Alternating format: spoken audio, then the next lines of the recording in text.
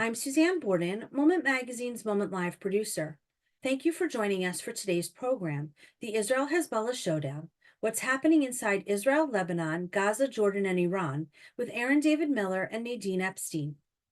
Aaron David Miller is a senior fellow at the Carnegie Endowment for International Peace and a former State Department Middle East analyst and negotiator in Republican and Democratic administrations.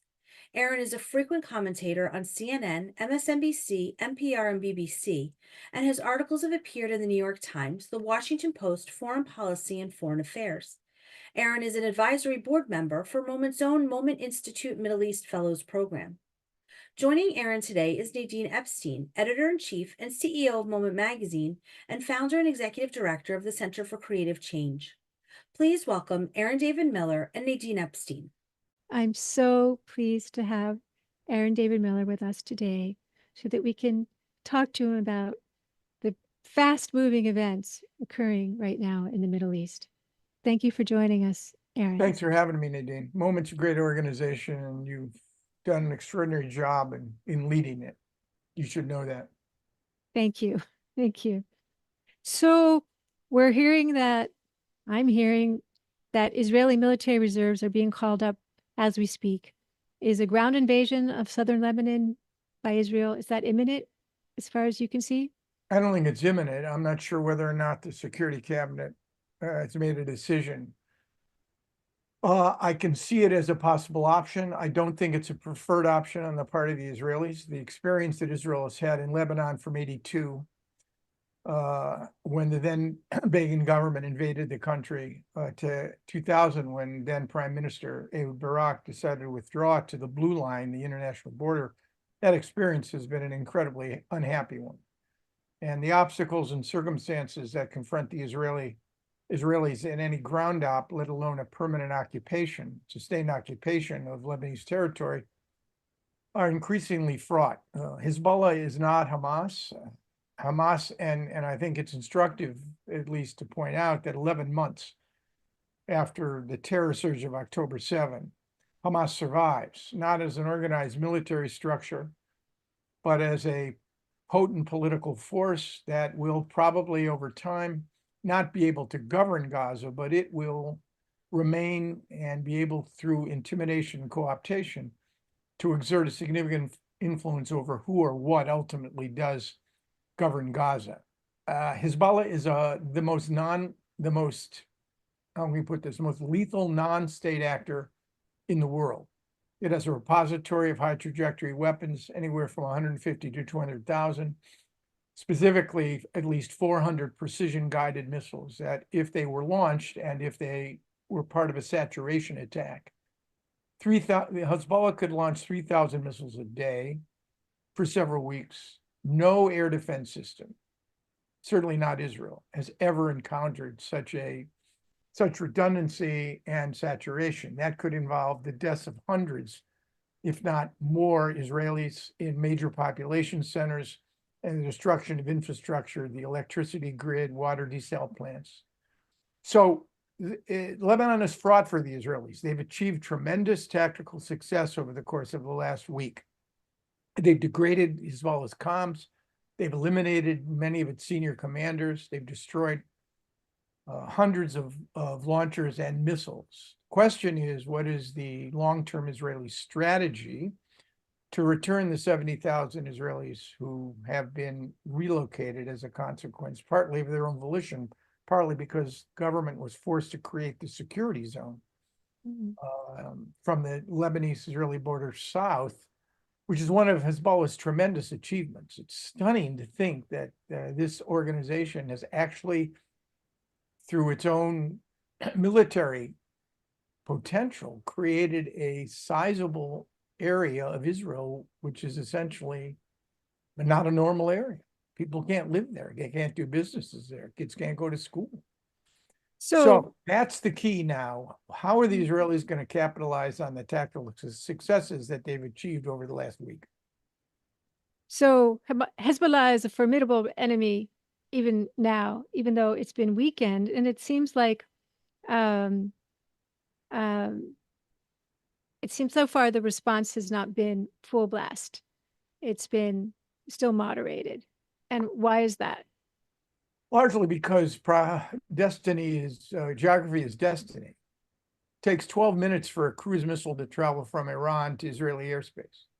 It takes 90 seconds for Israeli aircraft and missiles and artillery, as well as Hezbollah's high trajectory weapons, to impact in one another's airspace. And there's an escalation dominance. The Israelis simply have a capacity, military capacity, that goes beyond anything that Hezbollah possesses. And they know, Hezbollah knows, that if they target, and they launched one short-range ballistic missile in the direction of Tel Aviv, David Sling, which is one of the 3 layers of the Israeli defense system, air defense system, intercepted it. But they know that if they kill large numbers of Israelis, the Israeli response will be massive. And I think Hezbollah is aware of the fact that the Lebanese public, even Hezbollah's own constituency, the Shia constituency, is not interested in a major war. I don't think Iran is interested in a major war. I don't think Hezbollah wants a major war. So that's a huge constraint, but it's still a threat. So is there any chance that Hezbollah's weakened now to some extent? Is there any chance that Lebanon, the actual government of Lebanon, the actual people of Lebanon, could begin to throw off the yoke of Hezbollah? Is this something that the Israelis are thinking about? Is this a possibility? I don't think so. I interviewed the Lebanese foreign minister yesterday on the show I have at Carnegie Connects. And I asked him flat out, doesn't Lebanon have a veto, Hezbollah have a veto over most of the major decisions that affect the Lebanese polity, certainly when it comes to foreign policy and national security. And he said that I had exaggerated Hezbollah's influence, and that a Lebanese public opinion, the government helps to shape it. And I think to some extent it does. But look, Hezbollah controls most of the political and security instruments of the state. Lebanese army is not under its control. Its conscripts are largely Shia. But it has never rarely demonstrated a capacity to challenge Hezbollah. UNIFIL, deployed in southern Lebanon since 1978 by UN Security Council resolution recently renewed, is also not able, willing, or has the capacity to challenge Hezbollah. So I think that if Hezbollah wants a war with Israel, there's going to be a war. And I think there's a risk aversion on the part of Hezbollah, primarily, Nadine, because of what you're suggesting, that Hezbollah is not wholly untethered from the Lebanese states. It's a legitimate political party in the parliament. And it has to take into consideration Lebanese national interests. But it's also a resistance organization, an Iranian proxy, and its legitimacy rests on its defense of Lebanese sovereignty to a large extent, its ability through its social and economic organizations and agencies to administer to the Shia population, roughly 30% of the Lebanese public. So it has tremendous legitimacy. The question would be asked that if in fact Israel and Lebanon could resolve their territorial dispute, and it's much easier than the Israeli-Palestinian problem. There are literally only 14 unresolved points along the Israeli-Lebanese border that need to be negotiated. Half of them, I think, have been agreed upon. So it's a thought experiment now, but if in fact the Israelis and Lebanese could agree under UN auspices to finalize the border, then the question would be, what legitimacy does Hezbollah have in defending the country? What sovereignty is it actually defending? So it's a mixed picture for the Lebanese government. I just don't see it as a major actor right now. So how weakened is Hezbollah? I mean, we had this, pager and walkie-talkie attack last week, and How effective was that, followed up by all these bombings? I mean, One of my is the Carnegie upper colleagues, leadership really hurt, or is that yeah, not true? one of my Carnegie colleagues who was at the Malcolm Kerr Carnegie Center in Beirut has argued that what the Israelis have done, the pager, the exploding walkie-talkies, the assassination of key Hezbollah leaders, basically is Hezbollah's October 7th. It's a cosmic galactic intelligence failure, which would be akin to 1973 on the Israeli side. Until now, of course, October 7 was the greatest operational intelligence failure in the history of the state of Israel. I think Hezbollah is badly weakened. I think its command and control has been disrupted. I think the confidence that Hezbollah can protect the Shia community in Lebanon has been strained. I think its own capacity to trust its own comms, its own communications equipment has been strained. The elimination of veteran, and they are veterans, Fuad Shukr, Ibrahim Akil, who, by the way, I might add, was instrumental in both the April 1983 bombing of the U.S. Embassy and the attack on the Marine barracks south of Beirut on October 23rd, 1983, which killed 241 Marines and minutes later, 58 French soldiers. The single bloodiest day for the Marine Corps since Iwo Jima. I thought about that the other day, the single bloodiest day for the Marine Corps since Iwo Jima. I think the elimination of those veteran commanders really, really hurt. So I don't think this organization is in a position to respond to a major military operation if launched by Israel effectively. And I don't think the Hezbollah is in any position to launch one. That said, with organizations like Hamas, Hezbollah, that are political organizations, but also undertake terror activities, it's hard to kill an idea. I think that's probably right, but there are ways to make an idea less relevant, less potent. I'm not so sure the Israelis have the capacity to do that with Hezbollah in Lebanon, but surely they had, I'm using the past tense here, maybe at some point they'll come around to making the idea of Hamas less relevant for the Palestinians of Gaza and for the West Bank. To do that, Israel would have had to engage in much more serious post-war planning, trying to figure out a way to create a security and an economic structure and a political structure, offering Palestinians a political horizon. Well, let's get there in a minute. Yeah. Let's get there in a minute. Anyway, that's what they would have to do in order to make an idea less relevant. I think the Israelis have much less capacity to do that with Hezbollah.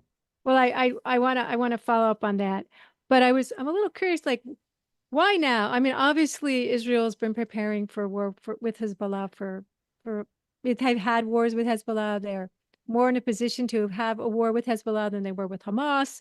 But why open the Hezbollah front now? Does it have anything to do with the fact that we're coming up on the anniversary of October 7th, which was a low point in Israeli military history? I mean, what are your thoughts on that? A very good question. I mean, the overriding policies of the government of Israel, and let's be very clear and frank here, the most extreme government, right-wing government in the history of the state of Israel. The organizing principle of the prime minister, Benjamin Netanyahu, who is now the longest governing prime minister in the history of the state of Israel, is to stay in power. It's the organizing principle of his world. And I think it's not a partisan comment. It's an objective reality, just taking a look at 4 or 5 Israeli elections in as many years and the way the Netanyahu government, prime minister, has pursued judicial reform. You can put 500,000 Israelis in the streets, which is extraordinary by any standard. I doubt, frankly, we could put an equivalent number of Americans in the street 42 weeks in a row defending a unified vision of what these Israelis believe their country would be. I wish we could do that, but I see no evidence of that. The Israelis could. And it was in response to an effort again by this extreme right-wing government to rearrange the political furniture in Israel Why did Netanyahu do that? He's been a strong proponent of an independent Supreme Court for years. He did it because he has a coalition composed of two ultra-Zionist parties, two religious parties, and the Likud. And you've got constituencies in that government for whom emasculating, undermining the independence of the Israeli Supreme Court is important. You have other constituencies that are determined, ministers determined to annex the West Bank and everything but But is names. fighting Hezbollah equally important to this particular Well, coalition? here's where you get to the problem. I mean, you asked me why now. I don't think Benjamin Netanyahu wants a major Middle East war, a multi-front. I don't think he wants that because it's too unpredictable. But a controlled level of conflict, that's very important. Because with a controlled level of conflict, the issue of accountability and responsibility for October 7th is subordinated to security issues. So that's the overriding. As far as the timing of this, I think number one, I think the Israelis now are convinced they have decimated Hamas as a military force. There is no reaction on the part of Hamas, military reaction, to this diversion up north. You would have thought if Israel is really fighting a two-front war, that Hamas would activate in some way to confront the Israelis with a two-front war. But you have not seen anything from Hamas. So that's one. Number two, I think they are disappointed, frustrated that American diplomacy couldn't deliver more. And number three, I think in the wake of October 7, and you're quite right to refer to, what is it, an anniversary? I don't know how best to describe it.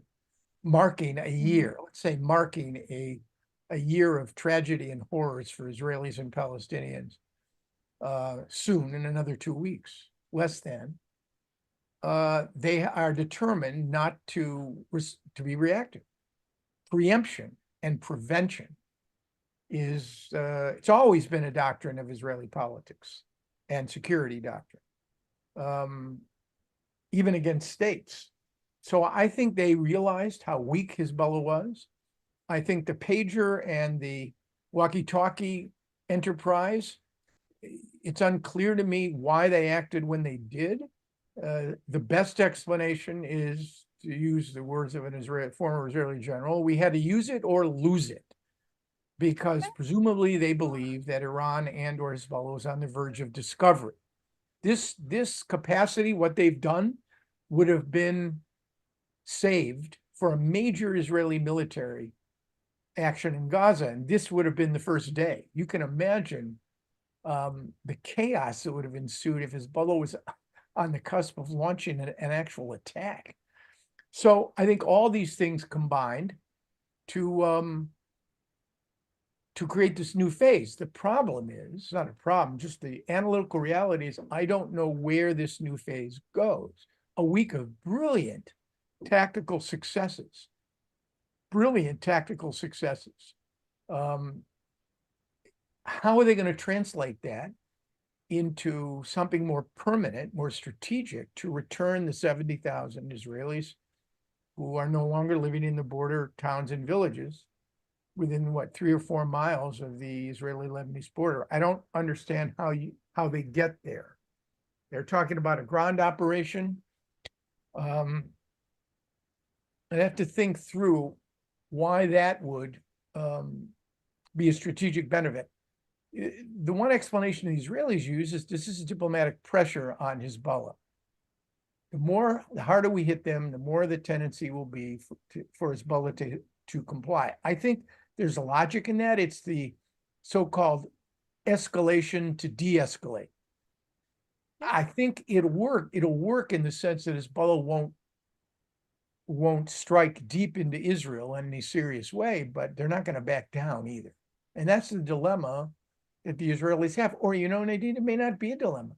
Israelis may just continue to use their superior air power and whatever intelligence. Yes, I was going to say, and what other tricks they have up their sleeve with respect to the intelligence to continue just to attrit Hezbollah's morale, its psychology, to kill its leaders when they can, and to continue to disrupt its communications.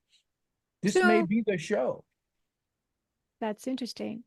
I'm just wondering, like, do your sources tell you that there's strong support in the Israeli military establishment for this I think war? that I think this is not something. If there was any party that has been wary, or any individual has been wary of projecting Israeli military power into Lebanon, it's the prime minister. Mm. October 8, 9, or 10. It's not a rumor, it's true. Yoav Gallant and others in the IDF wanted to preempt against Hezbollah the day after the October 7th, and the one guy standing opposing this was the prime minister. And He that's may now because he didn't want. believe that his numbers and his politics, his numbers, his support is going way up. I mean, think about the asymmetry here. Based on what we know, there's been one fatality on the Israeli side. 17-year-old kid, young adult, teenager, apparently was killed rushing in the melee of trying to rush to get to a shelter. On the Lebanese side, I don't know what the latest death toll is. And remember, the Lebanese Ministry of Health, like the Palestinian Ministry of Health, does not distinguish between combatants and non-combatants. I have no doubt that there are scores of women and children who have been killed. But I would venture to say the vast majority of the 500, 600 that have died are Hezbollah fighters. So let's switch a little bit to Iran for a minute. As we know, Hezbollah is way more than a proxy. It's really part of the Iranian Revolutionary Guard. And how is Iran responding to this attack? I think it's mixed. I think they probably they're looking at the situation, trying to figure out how to comport themselves. There have been reports that Hezbollah asked the Iranians, I don't know whether to be believed or not, asked the Iranians for help, wondered if they couldn't time their long delayed retaliation for the killing of Ismail Haniyeh, which the Israelis, as you pointed out, have not taken responsibility for that. They're looking for a response that somehow navigates the line between doing more than they did April 13, 14, when they launched 300 high trajectory weapons. 99% of those never made it into Israeli airspace. On one hand, and doing something on the other that wouldn't lead them to where they don't want to go, which is a sustained Israeli-Iranian military confrontation, and one that could draw in the United States. Pezeshkian was here in Washington. I don't know whether he thinks this was a successful or not successful visit. He came with advisors that have long experienced in the negotiations with the US over the Joint Comprehensive Plan of Action, the Iran nuclear agreement. So they want to put a better face on this. They're looking to engage with the Americans. They want sanctions relief. In the 50 days that remain, I don't know if I have my math right, between now and Close November to 50, 5, yes. right, November 5, I doubt if this administration, call it the Biden-Harris administration or the Harris-Biden administration, is going to want to start to play footsies with the Iranians. Well, let me just ask a question. So you just mentioned the new president of Iran, Masoud Pezeshkian, and he was in New York on the other day, and he told American reporters that Iran was ready to diffuse tensions with Israel and lay down arms if Israel would also do so. And then his press conference was canceled. Did he speak out of turn, as it's been reported, or is there a growing faction or a strong faction in Iran who would like to see that actually occur? Well, I mean, I think there's probably support for a more forward-leaning engagement with Washington in some. No, this is with Israel. I mean, with He Israel. talked about his quote was that Iran was ready to diffuse tensions with Israel and lay down arms if Israel did the same. Yeah, well, that I hadn't heard that. That's quite a remarkable statement. That's a bridge too far. I mean, Pezeshkian will confront the same problem that every Iranian president confronts, no matter what their political disposition, and that is who holds the power in this country and who doesn't. I'm not saying that the president of Iran is a potted plant, but let's be very clear on matters of national security, particularly this one, engaging with the little Satan, Israel, as opposed to the big Satan, the United States. This is something that the supreme leader, the Ayatollah Khamenei, and the IRGC, that's their brief. And if the press conference was canceled, I don't think you have to be a brilliant political analyst. That's a remarkable statement. You know, the guy's a heart surgeon. I mean, I think he wants to do better than Raisi did. I think his instincts probably are more worldly. He's under tremendous, he'd probably want to do more for women in Iran. But he's not in charge. So other Middle Eastern countries right now, like some of the Sunni states, they're all just watching, or is there any country that looks like it get pulled into this, or, you know? No, I think the Egyptians, of course, geography again is destiny. And I think the Egyptians, of all the Arab states that are concerned with October 7, the Palestinian issue, there are two for whom it really, really matters. One is Egypt.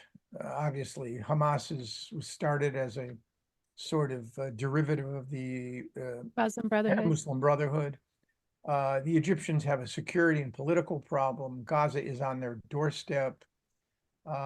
That's one. And Jordan.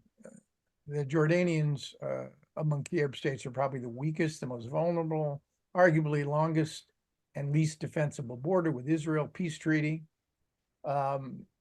Jordanian public opinion among Palestinians poses a real problem for King Abdullah. So October 7 has been a horrific problem for them. In fact, I read that there was an Islamist party that actually the Brotherhood is in not Parliament. legal, but the Islamic Action Front, the IAF, has long been the sort of voice of the Brotherhood. Did very well in recent Jordanian elections last week. I don't think the monarchy is threatened, but the longer term problem for Jordan, given its demography and geography, of an unresolved Palestinian problem, is a real problem. The other states, I mean, look, you've got 5 Arab states by my count that are in active phases of dysfunction or meltdown. Lebanon, we've talked a little bit. Syria is still struggling with centralizing control. Northeastern Syria is still not within province of the government in Damascus. Then you've got Libya, of course, a mess, and Yemen. And how could I forget Iraq? So these, if you ask me to identify a sort of focal point for function in the Arab world, it would be the Gulf. The Gulf weathered the Arab Spring in an extraordinary way. Their cradle to grave, womb to tomb sort of approach, co-opting and or repressing any opposition, has worked well. The Saudis have emerged clearly at first among equals. They've gone from pariah in the early days of the Biden administration. No social redeeming value, the president-elect or candidate said about Mohammed bin Salman for the murder of Jamal Khashoggi, a friend of mine. I have very little patience for American policy to turn the pariah, frankly, into a partner. And that's exactly what's happened. And we do have interests with Saudi Arabia, but they are not an ally of the United States. Let's be very clear. So the Saudis want to play a role pre-October 7. I think MBS, Mohammed bin Salman, 38, he'll rule Saudi Arabia for more than 50 years. You'll see 7 or 8 presidents come and go. It's a cautionary tale to the Biden administration. The UAE, Mohammed bin Zayed, who's just here. The Emiratis are a regional power. The little Sparta is how the Defense Department defines them. They're the only Arab country that was allowed to exercise jointly and participate in joint military operations in Afghanistan with the United States. They're up to no good in Sudan. And they're all autocracies, authoritarian powers. But the Gulf is stable. It's drowning in energy, Growing. and it has relations with Israel. Yeah. Which, so let's just talk about Saudi Arabia really quickly. So I was in Israel not too long ago. I talked to a lot of Israelis. There are many people, especially center and on the right, who explained to me that it wasn't necessary to have a Palestinian state in order for Saudi Arabia to agree to a region-wide peace plan. But just recently, of course, Saudi Arabia came out and said a Palestinian state is a necessity for any kind of peace plan such as that. Is that business as usual, or just is there something new going on? No, I think pre-October 7, MBS, aka Mohammed bin Salman, or Mohammed bin Mhm. Salman, aka MBS, was very serious about normalizing with Israel. Why? Because the United States, the Biden administration, was offering him things that are really quite extraordinary. And borrowing a page from Sadat's book, he understood that the road to Washington lies through Jerusalem. Yeah. And if you make nice with the Israelis, Congress and administrations, Republican or Democrat, will like you. But I think October 7 changed the calculus. I think MBS, frankly, would have given away the idea of Palestinian statehood if he could get away with it. But it's clear he cannot. And his most recent statement was delivered in the name of his father, the king, to the Shura Advisory Council, gave it even more heft and lift. He talked about the establishment of a Palestinian state. I think no one, even in their most delusional moments, believed that Israeli-Saudi normalization would be tethered to the actual creation of such a state. I can see any number of ways, serious ways, that the Israelis could satisfy Saudi and even Arab aspirations with respect to commitments. So tethered to the Palestinian path towards, it's tethered toward a path towards the Palestinian state, as opposed to the actual establishment of the state. Yeah, I mean, yeah, well, I think the administration actually has a phrase called timely and irreversible steps, maybe, towards statehood. Okay. But look, you've got it. Let's be clear. You've got an Israeli government. You had a, when was it? July, the Israeli cabinet, government passed a resolution. And by the way, Benny Gantz, a putative successor to Benjamin Netanyahu, voted for that resolution, which basically opposed Palestinian statehood. So, I mean, the sun, the moon, and the stars, Nadine, as you know, you don't have to hear this from me, are not really that well aligned. But life's funny. Nothing ever remains quite the same. Who knows? I have hope. Well, I'm glad you have hope. That's I good. do. Gives I me do. hope that you have hope. Right. But, I Uh, have hope for only one reason, and that is we cannot see what's in front of us, for good or ill. I occupy a tiny space on the planet for a very short period of time. I have two children, one's 42, one's 44. They're not children anymore. I could no more say to them, and I have very grave concerns about the future of this republic. I could no more say to them never or doomed than I could. It's morally unconscionable for me to adopt a position to say that there will never be a resolution to the Israeli-Palestinian. I cannot imagine why anyone living thousands of miles away from this conflict would want to assert such a thing. It's just so presumptuous and unbelievably arrogant that you would say never. If you're an Israeli or a Palestinian, and I hear that from you, I can grudgingly accept it because I know that you're taking that position.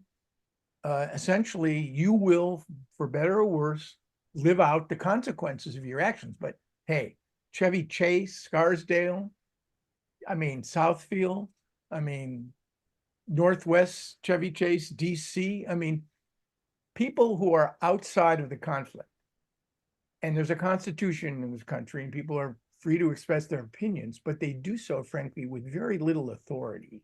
well, let's go back to the I'm concerned. West Bank question, because Yeah, sorry. there's a lot going on in the West Bank right now, and Israel's been conducting operations in the West Bank, and I guess most of these have been focused on rooting out Hamas. There's many, but what's happening there in the West Bank, and is the Palestinian Authority government stable? Well, I guess I would suggest, is it functional? Functional. Look, I think it's a real witch's brew. Okay. Number one, you have the current Israeli government and two ministers who are committed in everything but name to annex the West Bank, and are doing everything they possibly can in order to bind these territories to Israel proper, change the administrative structure. So this is no longer a military occupation, a temporary transitional military occupation, which has implications for international law if it's not, contracting the space for Palestinians and expanding the space for Israelis. And I think they're doing it in a way that is settler violence is an appropriate term. I mean, there are acts which would be clearly consistent with describing the actions as terrorism, but it's intimidation, it's harassment. So Whole communities are being dislodged, particularly farming communities. Now, it's not in the tens of thousands, it's probably in the low thousands, but it sets a very bad precedent. And you've got a Palestinian Authority that controls no more than 40% of the West Bank. It's burdened financially. It's tied to the Israeli economic system, with ministers who are threatening to detach it from the Israeli financial system and banks, which would be catastrophic. And you have the rise, not surprisingly, if you believe Khalil Shakaki's polls, and I do, that support for Hamas is growing. And clearly the Israelis have a rising security problem there. Iran is in fact funneling all sorts of weapons largely across the Israeli-Jordanian border. You have any number of groups, which may not even be related formally or officially to Hamas, that are planning terror attacks. And the idea of responding and raiding, and these raids are using drones and actual aircraft, fighter aircraft. So it's a mess. I'm actually quite surprised in 11 months that there has not been, as everyone would have anticipated before October 7, if the explosion was going to come, it was going to come out of Gaza, it was come out of the West Bank. But it hasn't happened. And that Jerusalem has remained as stable as it has. So has the alliance between the security forces in Israel and also the PA, has that remained a strong relationship? I think the security relationship, however much the Palestinian Authority has publicly tried to distance itself, I think it works to the PA's advantage. So I think that part of the PA-Israeli relationship is quite functional. The IDF's role is a concern. Sharon, I think one of the reasons that he disengaged, given his experience with the IDF, was he had the foresight to understand the impact of an occupying force on a military. And we've seen way too many examples over the course of the last 11 months of Israeli soldiers. Question is whether it's systemic or whether there are bad apples and bad actors in every military.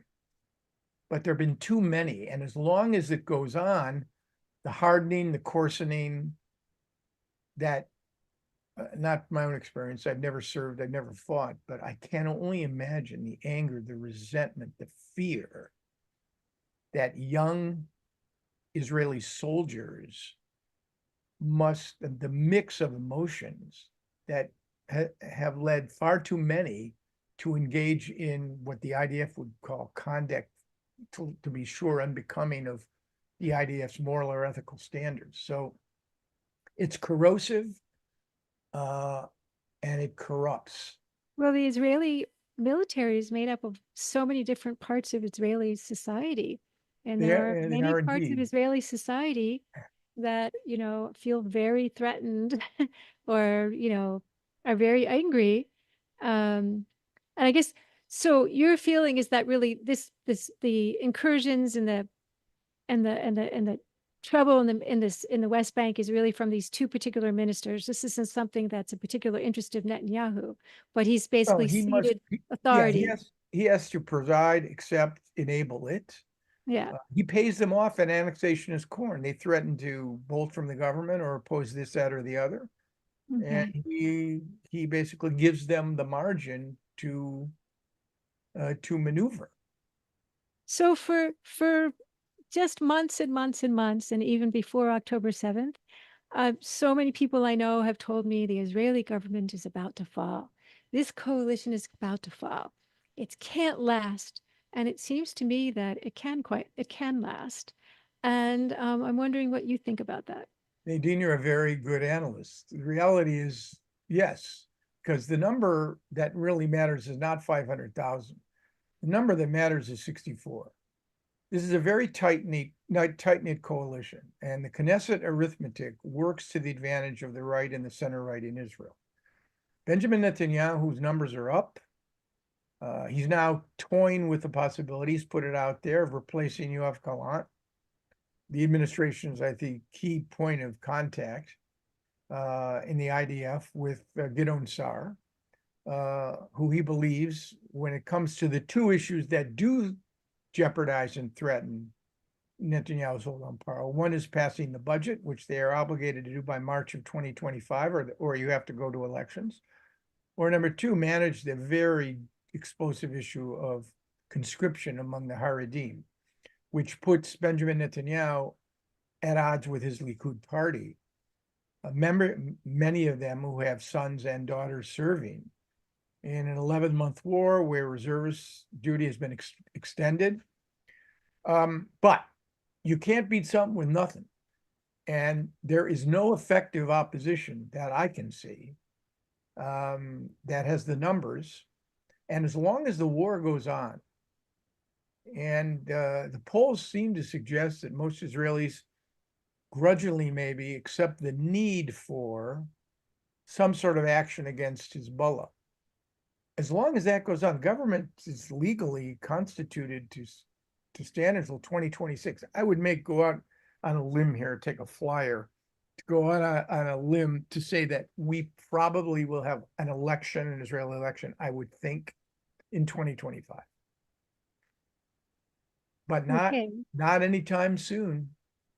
Yes, The because election that yeah. counts, of course, is the one that's going to happen 50 days from now. And how that turns out, for any may or may not fundamentally alter. Is there something to do with the timing of this escalation with Hezbollah that is connected to the fact that we're 50 days out of a U.S. Presidential election? Yeah, you're really good. Yeah, I think that Netanyahu can operate now free from any political constraints on this side. I can't imagine that the United States, 50 days out from one of the most consequential elections in modern American history, is going to want to get into a major fight with Netanyahu, particularly over Hezbollah and the master puppeteer, Iran, because you know how toxic the politics of Iran are in this town. So I think Netanyahu counts on it. The Knesset is out of recess. It won't come back until when? Third week in October, after Rosh Hashanah and Yom Kippur, and then some. So Benjamin Netanyahu will be watching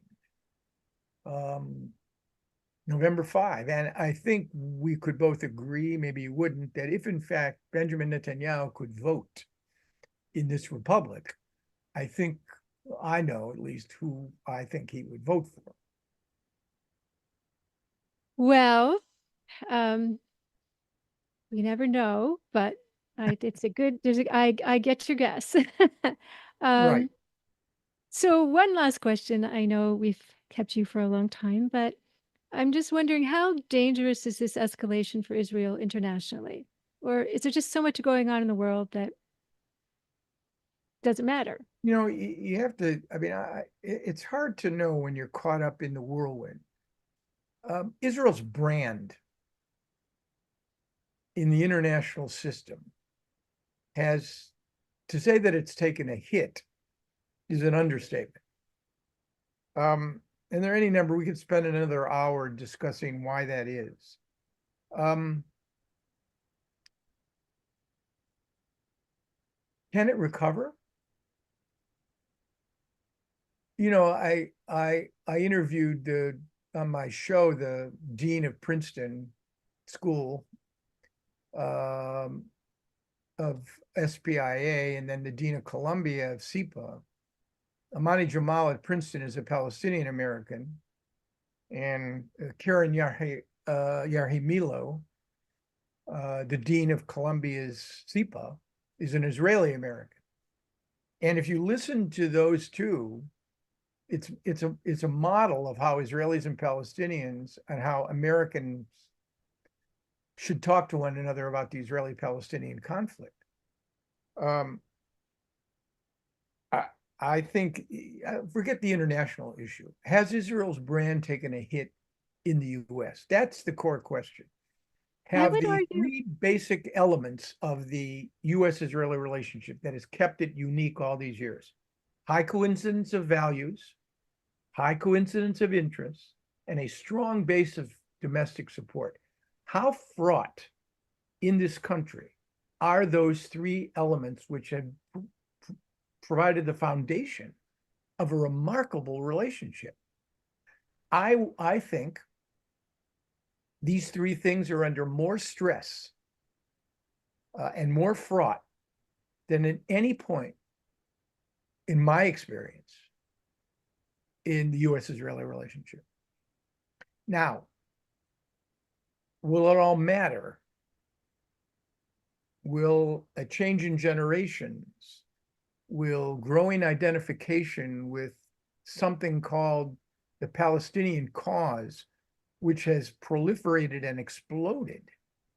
You know, we occupied Iraq and Afghanistan for 20 years. Americans were dying. We were killing innocent Afghans and Iraqis, not intentionally. I didn't see anything like, I haven't seen anything since I was in Ann Arbor during Vietnam.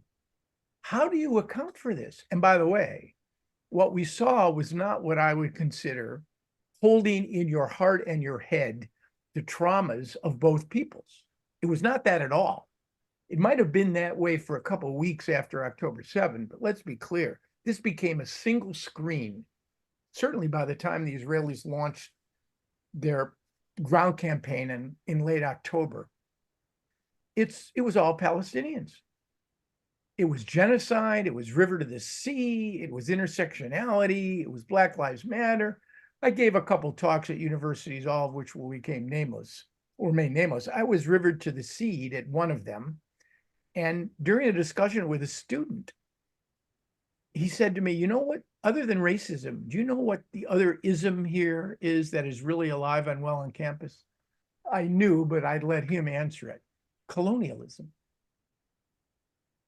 When I get a call from a friend who said, you got to help me. I said, why? My daughter just called. I said, yeah. She's met this wonderful guy. I said, yeah. But he can't handle the fact that she's a Zionist. What does he do? What do we do?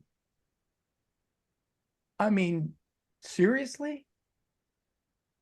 I mean, I'm a Zionist.